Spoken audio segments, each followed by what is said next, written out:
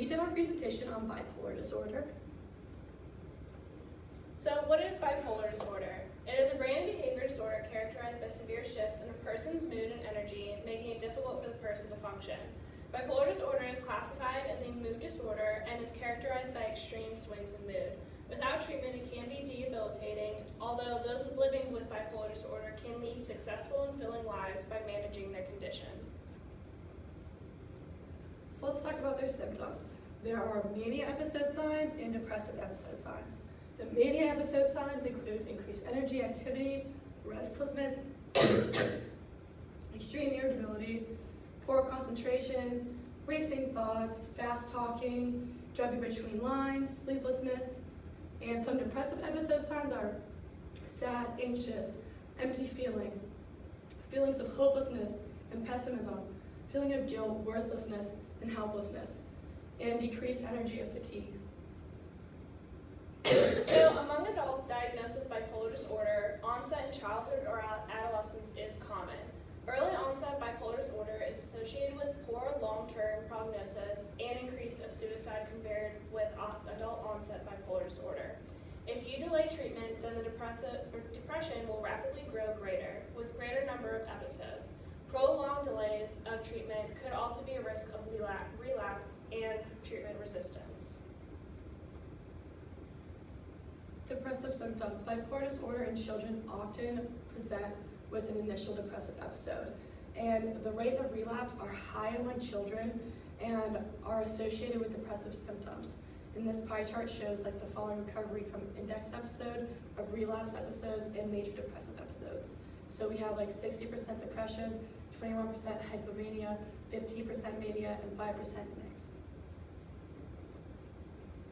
So serotonin and dopamine play a major part in bipolar disorder. Researchers have identified two chemical messengers called neurotransmitters which may play a role in this disorder. And there's a link that we're going to show you that determines what will happen if you have too much serotonin, too little serotonin, or too much dopamine or too little dopamine.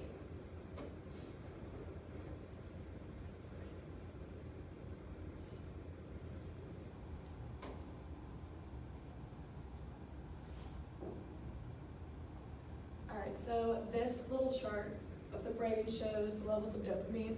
So decreased levels of dopamine may be linked to slowing down of motivation or movement, and increased may be linked to more motivation or movement.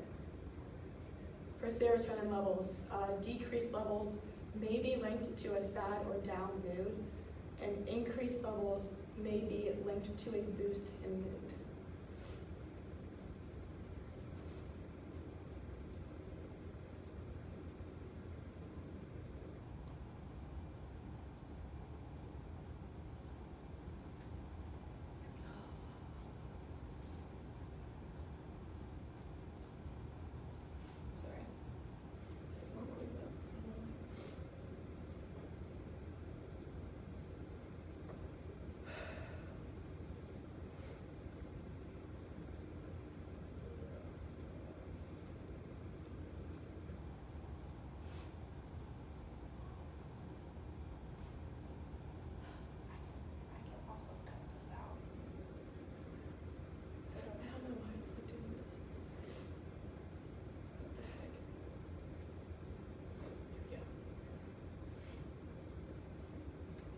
When to see a doctor. If you notice overactive and productive mood swings, that could lead them to an emotional crash.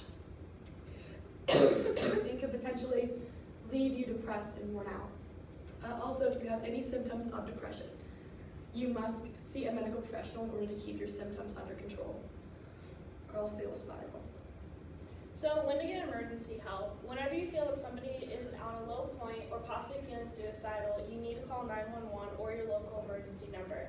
You can also call the suicidal hotline or National Suicide Prevention Lifeline. And make sure if someone is in danger of suicide or has made a suicide attempt, someone must always stay with them.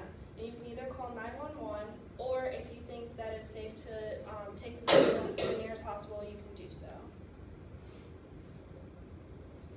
Child Mind Institute Symptom Checker. This is a website that like how it works is that you indicate the behaviors that are making you concerned about the child, and by answering a series of questions, the symptom checker analyzes your answers and gives a list of different disorders and that are from those symptoms, and you can research them or ask your doctor about them.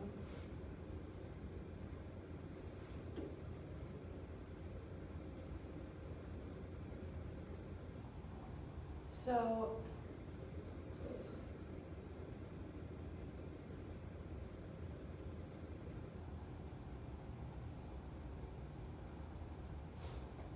here is the symptom checker, we're getting there. It tells you how it works on the website, which we already explained. You choose the child's age and then gender, male or female. You say your relationship with a child, so friend or family, teacher. You answer a series of questions, like if your child's disobedient, breaks rules or gets in trouble. You just rate them mild, moderate, or severe. And then you go down and click next, and it'll ask you a series of more questions that go more in depth. Let's say my child's being disobedient, is uncooperative, stubborn, doesn't follow rules, etc. I'm just going to click that. Then you rate mild, moderate, severe. And then you click next, and then you answer more questions. You rate it.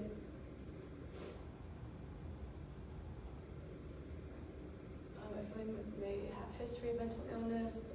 My family's history of anxiety, bipolar disorder, and then get some results. It only takes 10 to 20 seconds to calculate your results.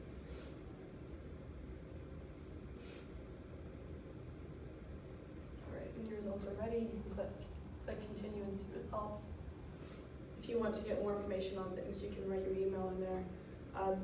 There are no results for this one, but usually there are results that come up and shows you like a list of disorders that you can research or ask your doctor about that could potentially help your child, your student. And that is all.